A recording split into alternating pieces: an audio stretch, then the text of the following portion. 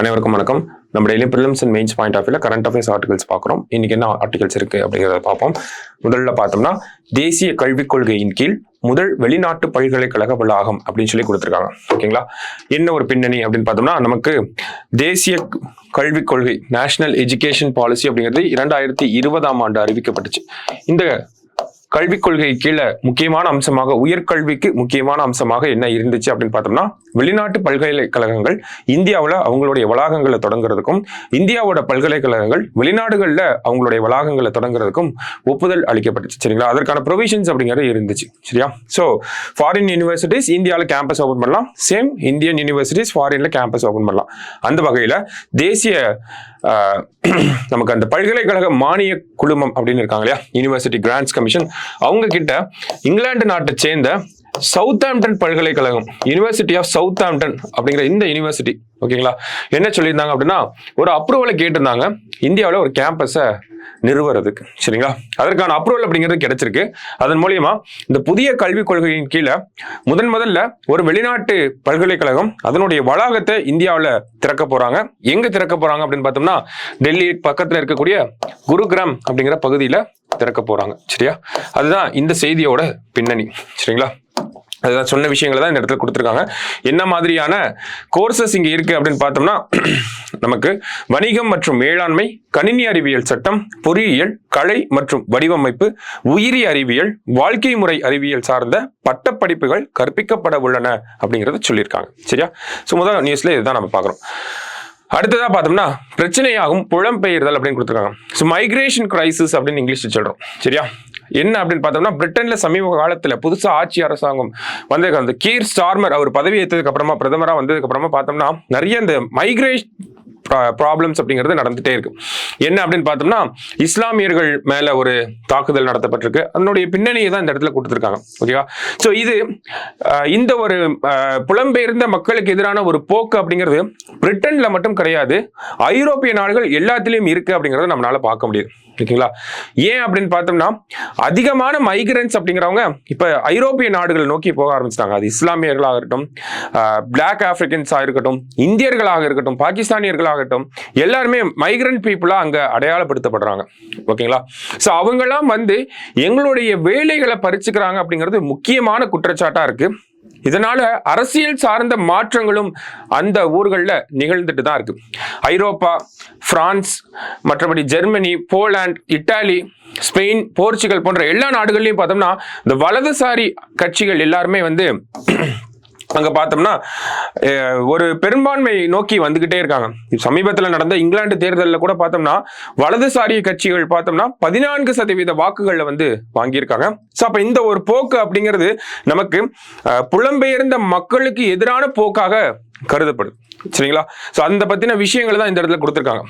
ஓகேங்களா, ஸோ இந்த ஒரு போக்கு அப்படிங்கிறது மற்ற நாடுகள்லையும் காணப்படுது, மற்ற பகுதிகளிலும், அமெரிக்காலையும் இந்த மாதிரியான விஷயத்தை நம்மளால பார்க்க முடியுது. குறிப்பா இப்ப டொனால்டு ட்ரம்ப் அவர்கள் அதிபர் தேர்தல் நிற்கிறார் இல்லையா, அவர் என்ன சொல்றாருன்னா, மெக்சிகோ அமெரிக்கன் மைக்ரேஷன் காரிடார் அப்படிங்கிறது வேர்ல்டுலேயே one of the largest migration காரிடார்ஸ்ல வரும். ஓகேங்களா, அப்ப அமெரிக்கன் பார்டர், அமெரிக்கான்ற நாடு இப்படி இருக்கு அப்படின்னா கீழே மெக்சிகோ அப்படி கீழே இருக்கும். சரிங்களா, ஸோ இது ஃபுல்லாவே நாங்க செவரு கட்ட போறோம் அப்படிங்கிறது அவரோட பிரச்சாரத்துல இருக்கு. இதே மாதிரி பார்த்தோம்னா ஆஸ்திரேலியா என்ன பண்றாங்கன்னா, அவங்க இந்த மாணவர்களுக்கு கொடுக்கக்கூடிய அந்த விசா, ஸ்டூடெண்ட் விசா அப்படிங்கிற விஷயத்த வந்து கம்மி பண்ண ஆரம்பிச்சிருக்காங்க. போன நிதியாண்டுல பார்த்தோம்னா கிட்டத்தட்ட 7 லட்சத்துக்கும் மேற்பட்ட மாணவர் விசாவை வந்து கொடுத்திருக்காங்க. ஆனா 2025 இருந்து அது 2 லட்சமாக குறைக்கப்படும் அப்படிங்கறத ஆஸ்திரேலியா அரசாங்கம் சொல்லியிருக்காங்க. அவங்க முன்வைக்கக்கூடிய காரணம் என்ன அப்படின்னு பார்த்தோம்னா, இந்த புலம்பெயர்ந்த மாணவர்களால ஏற்படக்கூடிய ஒரு முக்கியமான விளைவை பத்தி சொல்றாங்க. இவங்கனால ஸ்டூடெண்ட் விசானால ஃபாரின் ஸ்டூடெண்ட்ஸ் உள்ள வரனால ஆஸ்திரேலியால இந்த ஹவுஸ் ரெண்ட் அப்படிங்கிறது ரொம்ப அதிகமா போயிட்டு இருக்கு. அதை ஒரு காரணமா காட்டுறாங்க. அதே மாதிரி பார்த்தோம்னா, நமக்கு கனடா அப்படிங்கிற நாட்டுல அவங்களோட மக்கள் தொகையிலே பார்த்தோம்னா ஏறக்குறைய 7% மக்கள் வந்து புலம்பெயர்ந்த மக்களாக தான் இருப்பாங்க. கனடாக்கு போனா ஈஸியா ஜாப் வாங்கிடலாம் அப்படிங்கிறது இந்தியன்ஸோட மைண்ட் செட்டாகவே இருக்கும். நிறைய இடத்துல இந்த மாதிரி பேசியிருப்பீங்க, ஆன்சைட் ஆப்பர்ச்சுனிட்டினா கனடா போகலாம் அப்படின்றத. ஸோ அவங்க என்ன பண்ண போறாங்க அப்படின்னா, 7% இருக்கக்கூடிய வெளிநாட்டினர் மக்கள் தொகை அப்படிங்கிறத அடுத்த 3 ஆண்டுகள்ல 5% குறைக்க போறோம் அப்படிங்கறத ஒரு இலக்க நிர்ணயிச்சிருக்காங்க. சோ இதுல முக்கியமா இன்னொரு விஷயத்தை நோட் பண்ணணும் அப்படின்னு பார்த்தோம்னா, இந்த மாதிரி புதுசா ரெகுலேஷன்ஸை கொண்டு வரக்கூடிய நாடுகள், ஆஸ்திரேலியா ஸ்டூடெண்ட் விசாவை கம்மி பண்ணியிருக்காங்க, கனடா மைக்ரண்ட் பாப்புலேஷனை கம்மி பண்ணணும்னு சொல்றாங்க. மற்றபடி பார்த்தோம்னா நமக்கு ஆஸ்திரேலியா சொல்லியாச்சு, கனடா சொல்லியாச்சு, அமெரிக்கா பார்த்தோம்னா செவிறு கட்ட போறோம்னு சொல்றாங்க. இங்க எல்லாமே பார்த்தோம்னா காமனா ஒரு விஷயம் வந்து நமக்கு தென்படுது. என்ன அப்படின்னா, எல்லாமே தேர்தலை சந்திக்கக்கூடிய நாடுகளாக இருக்கு. தேர்தல் காரணங்களுக்காக, அரசியல் காரணங்களுக்காக இந்த மாதிரியான விஷயங்களை சொல்றாங்க அப்படிங்கிறதையும் நம்மளால எடுத்துக்க முடியுது. இது வெளிநாடு அளவுல பாக்குறப்ப இப்படி இருக்கு.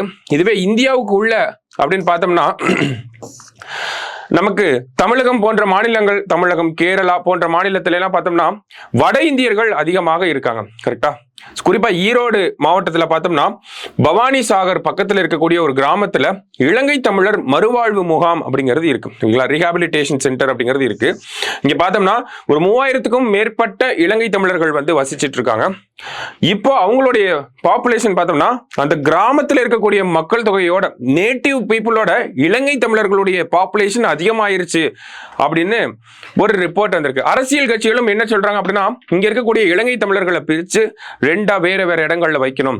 ஏன்னா நேட்டிவ் பாப்புலேஷன் அந்த இடத்துல மைனாரிட்டியா மாறிட்டு இருக்கு அப்படிங்கிற ஒரு நிலையை இந்த இடத்துல சொல்ல வராங்க. ஓகேங்களா? சோ மைக்ரேஷன்னால பயப்படக்கூடிய ஒரு விஷயம், மக்கள் பயப்படக்கூடிய ஒரு விஷயம் இதுதான். ஓகேங்களா? வெளியில இருந்து மக்கள் வரது பிரச்சனை இல்லை, ஆனா நம்ம பாப்புலேஷனோட அதிகமா வந்துட்டா என்ன பண்றது அப்படிங்கிற ஒரு விஷயம் தான். ஸோ அதுதான் இங்க தமிழகத்துல ஒரு இடத்துல நடந்திருக்கு. சரிங்களா? இதே மாதிரி பார்த்தோம்னா தமிழகம் மட்டுமல்ல, இந்தியாவில் இருக்கக்கூடிய ஒவ்வொரு மாநிலத்திலையுமே இந்த மாதிரியான ஒரு விஷயத்தை நம்மளால பார்க்க முடியுது அப்படிங்கறத அடுத்தடுத்த பாயிண்ட்ஸ்ல நமக்கு கொடுத்துருக்காங்க. ஓகேவா? ஜஸ்ட் பேசிக்கா இருக்கக்கூடிய தகவல்கள் தான். கிட்டத்தட்ட மகாராஷ்டிரால 1970களிலே பார்த்தோம்னா தமிழர்கள் வரனால, இந்த அந்தேரி போன்ற பகுதிகள் எல்லாம் பார்த்தோம்னா தமிழர்கள் அதிகமாக இருக்கனால மராட்டியர்களுடைய வேலை வாய்ப்பு பறிக்கப்படுது அப்படின்னு சொல்லி ஒரு கலவரம் நடந்துச்சு. தமிழ்நாட்டிலே பார்த்தோம்னா வடக்கு வாழ்கிறது தெற்கு தேய்கிறது அப்படிங்கிற அந்த ஒரு பிரச்சார வாசகங்களுக்கு கீழே நிறைய கேரள மக்களுக்கு எதிராக ஒரு கலவரம் அப்படிங்கிறது ஏற்பட்டுச்சு. இதெல்லாம் நம்ம பார்த்த ஒரு விஷயம் தான். ஓகேங்களா? சோ இதுல இருந்து நமக்கு என்ன சொல்ல வராங்க அப்படின்னு பார்த்தோம்னா, ஒரு மைக்ரண்ட் பாப்புலேஷன் அப்படிங்கிறவங்க இருந்தாங்கன்னா அது அவங்க வந்து நம்ம வேலை வாய்ப்புகளை பறிச்சுக்கிறாங்க அப்படிங்கிற ஒரு எண்ணத்துக்கு நம்ம போகக்கூடாது. நம்ம பண்ணாத வேலைகளை தான் அவங்க பண்றாங்க அப்படிங்கிற ஒரு கண்ணோட்டத்துக்கு நம்ம வரணும் அப்படின்னு சொல்றாங்க. இப்ப நமக்கு வட இந்தியர்களே பார்த்தோம்னா நிறைய கட்டுமான பணிகள்ல இருக்காங்க. தமிழர்கள் பெரும்பாலானவர்கள் பார்த்தோம்னா இப்போ கல்வி அறிவு அப்படிங்கிறது வந்துருச்சு. அதனால கட்டுமான பணிகள் போன்ற அந்த மாதிரியான வேலைகளுக்கு யாருமே, எந்த ஒரு இளைஞர்களுமே விரும்புறதில்லை. அப்ப அந்த மாதிரியான ஜாப்ஸ்க்கு டிமாண்ட் ஏற்படுது. டிமாண்ட் ஏற்படுறதுனால நம்ம ஊர்ல சப்ளை இல்லை, அதனால வட இந்தியர்களை கூட்டிட்டு வந்து வேலை செய்யறாங்க. இப்ப இது எல்லாமே டெவலப்மெண்ட்டை நோக்கி தான் இருக்கும். இந்தியாவோட வரலாற்றிலே எடுத்து பார்த்தோம்னா இன்டென்சர்ட் லேபர்ஸ் அப்படின்னு சொல்லி இங்கிருந்து தோட்டங்கள்ல, ஓகேங்களா, இந்த காஃபி பிளான்டேஷன்ஸ்ல ஒர்க் பண்றதுக்காக Sri Lanka, Malaysia, west Indies, Caribbean islands அந்த மாதிரி பல ஊர்களுக்கு இந்தியர்களுமே போயிருக்காங்க. சவுத் ஆப்பிரிக்கா போயிருக்காங்க. அப்ப அது எல்லாமே டெவலப்மெண்ட்டை நோக்கி தான் இருந்துச்சு. அதே மாதிரிதான் இப்ப இருக்கக்கூடிய அந்த மைக்ரேஷனே நம்ம பார்க்கணும் அப்படின்னு சொல்றாங்க. ஓகேங்களா? சோ புலம்பெயர்தலை தவிர்க்க முயல்வது வளர்ச்சிக்கு முட்டுக்கட்டை போடுவதாத்தான் அமையும் அப்படின்னு சொல்லி இந்த ஆர்டிகலை நமக்கு முடிச்சிருக்காங்க. சோ மைக்ரேஷன் கிரைசிஸ் அப்படிங்கறத international point of view and national point of வியூல சொல்லியிருக்காங்க. இதுல இருந்து நிறைய விஷயங்களை நம்ம மெயின்ஸ் பாயிண்ட் ஆஃப் வியூல எடுத்து யூஸ் பண்ணிக்க முடியும். அந்த ஒரு கண்ணோட்டத்துல தான் இந்த ஒரு ஆர்டிகலுமே இருக்கு. சோ நல்லா பார்த்து வச்சுக்கோங்க. நம்ம நாளைக்கு டிஎன்ஏல மீட் பண்ணலாம். தேங்க்யூ.